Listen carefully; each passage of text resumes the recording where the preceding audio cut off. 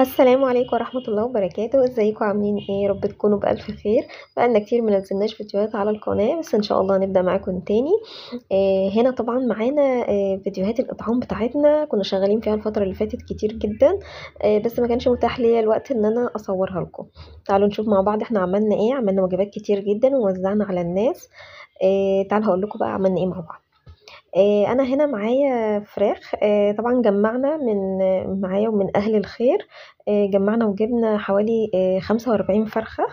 عملنا كمية كبيرة جدا، الحمد لله انا اللي كنت بعملها لوحدي وربنا قدرني وقدرت اعملها كلها. دول 45 فرخة، وعملنا معاهم كوسة ورز بالشعرية. يعني خضار ورز وفراخ.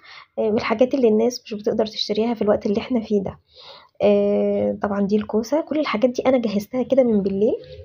غسلت الفراخ كويس وسلقتها وخلصتها يعني وسبتها على التحمير، علشان كنت شغالة لوحدي ومش هقدر ان انا اشتغل الكمية كلها في وقت واحد. خلصت الفراخ وسلقتها وعندها في التلاجة. وبعد كده جهزت بقى الطماطم والصلصة وقطعت الكوسة وحمرت الشعرية بتاعت الرز. يعني خلصت كل حاجة ان هي تبقى واقفة على التسوية. بحيث ان الوقت يبقى سامح ان احنا نقدر نعبي الكمية دي كلها ونوزعها في التوقيت بتاع الغداء على الناس. هنا طبعا كل ده من بالليل. انا هنا بحمر الشعرية. بحط كمية كده هي طبعا الحلة كبيرة جدا. بس الكاميرا مش جايباها كلها. حطيت كمية من الشعرية وبحمرها.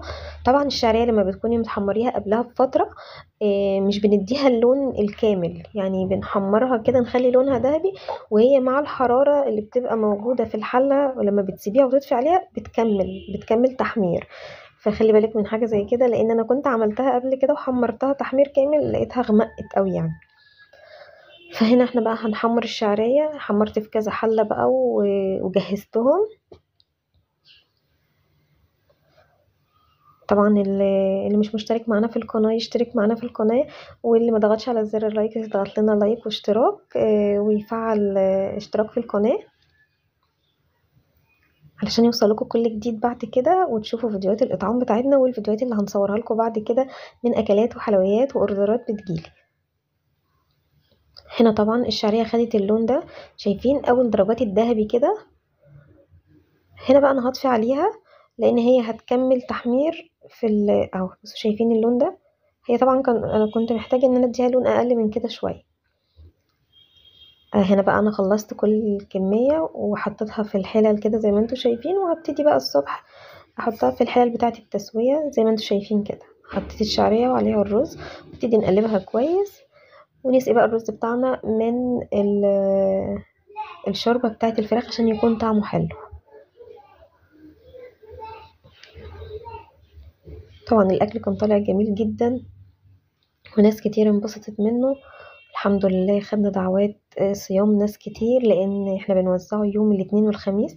ناس كتير بتكون صايمة، والله بيبقوا صايمين كتير من قلة الاكل كمان يعني. فاحنا بنحاول ان الاطعام يتعمل في الايام اللي الناس بتصوم فيها دي، عشان ربنا يأجرنا دعوة صيام ودعوة افطار صائم. ربنا يقدرنا ويجازينا جميعا خير، وكل اللي بيشارك معنا في الاطعام. هنا طبعا انا عملت الصلصه، بس الكاميرا فصلت مني. هنا بصل وثوم مع بعض وطماطم، صلصه وفلفل وملح. جهزت الصلصه وسبتها.